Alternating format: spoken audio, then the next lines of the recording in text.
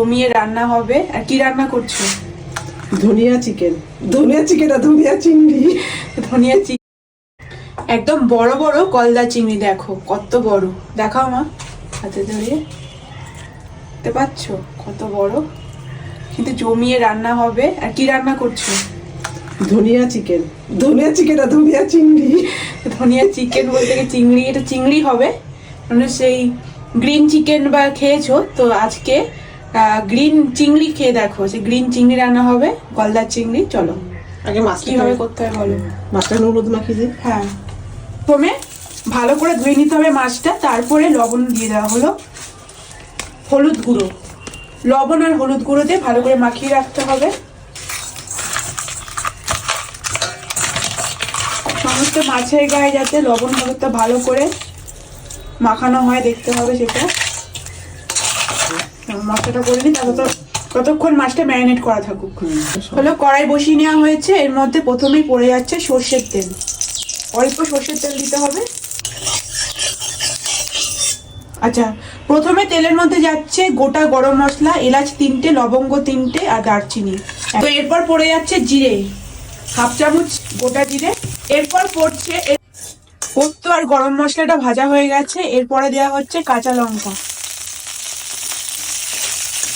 ঝাল যতটা পরিমাণ খেতে চান সেই পরিমাণে দেবেন, দিয়ে ভাজা ভাজা করা হচ্ছে। এরপর দেওয়া হচ্ছে পেঁয়াজ, প্রায় একটা মিডিয়াম সাইজের পেঁয়াজ স্লাইস করা ছিল, সেটা দিয়ে মশলাগুলো সমস্তটাই খুব ভালো করে ভাজতে হবে। এর মধ্যে দেওয়া হলো কাজু আর কিশমিশ। কাজুর পরিমাণটা দেখে নাও, প্রায় 5-6টা কাজু আর কিশমিশ সেম পরিমাণ। এরপর রসুন দেওয়া হচ্ছে, আর সাথে হচ্ছে আদা কুচি, ঠিক এতটা। রসুনের পরিমাণটা একটু বেশি যাবে।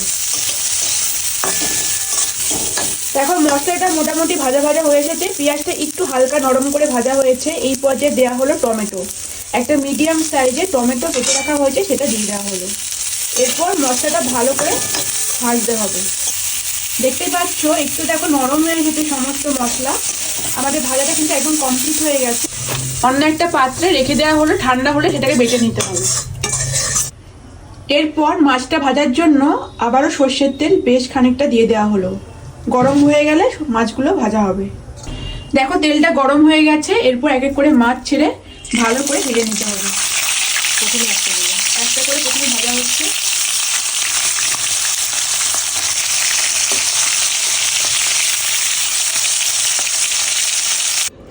দেখো চিংড়ি মাছগুলো কিন্তু মোটামুটি ভাজা হয়ে গেছে। এরপর গ্রেভিটা রেডি করা হবে।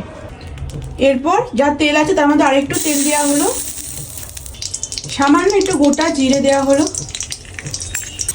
2টো তেজপাতা। এরপর স্লাইস করা পেঁয়াজ দিতে হবে।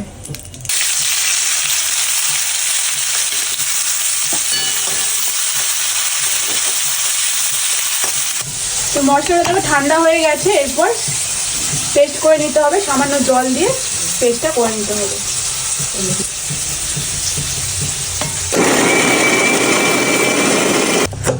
দেখো পেস্টটা কিন্তু হয়ে গেছে। দেখতে পাচ্ছ পেঁয়াজটা কিন্তু মোটামুটি বেশ কড়াকড়ি ভাজা হয়ে গেছে। তো এরপর মশলাটা দিয়ে দেওয়া হচ্ছে, বেটে রাখা মশলা। সামান্য জল দিয়ে মশলাটাকে দিয়ে দেওয়া হলো।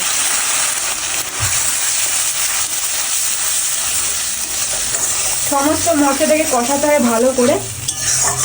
দেখো মশলাটা একদম ফুটে এসেছে। এই পর্যায়ে ঢাকনা দিয়ে একদম কম আঁচে রেখে দিতে হবে, যাতে খুব তাড়াতাড়ি মশলাটা কষানো হয়ে যায়। তো দেখো মশলা থেকে কিন্তু ভালোই তেল ছেড়ে দিয়েছে, মোটামুটি কষানোটা হয়ে গেছে। একদম তেল ছেড়ে দিয়েছে মশলা থেকে, সুন্দর গন্ধ বার হচ্ছে। এরপর সামান্য পরিমাণ জল অ্যাড করা হলো।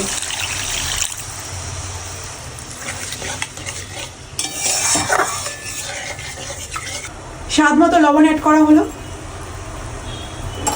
তো গ্রেভিটা একদম ফুটে গেছে। এই পর্যায়ে এক এক করে মাছগুলো অ্যাড করা হচ্ছে।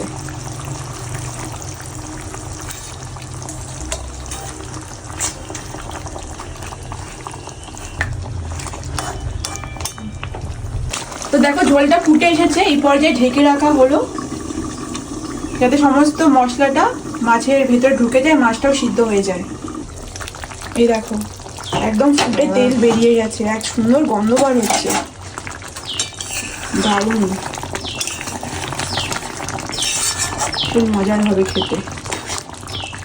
তো এই দেখো ধনে পাতা এখানে বেটে রাখা হয়েছে, এই বাটা ধনে পাতাটা দিয়ে দেওয়া হবে। এই যে।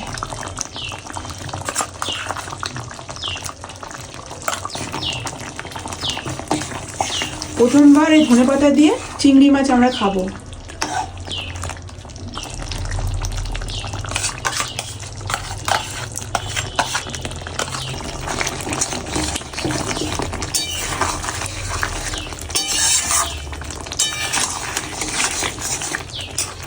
দেখো একদম কমপ্লিট হয়ে গেছে, একদম ধনেপাতা চিকেন, ধনেপাতা চিংড়ি, সরি, সেই চিকেন চলে আসছে। চলো এবার ঢেকে রাখা হলো, বেশ খানিকক্ষণ পর তারপর সার্ভ করা হবে।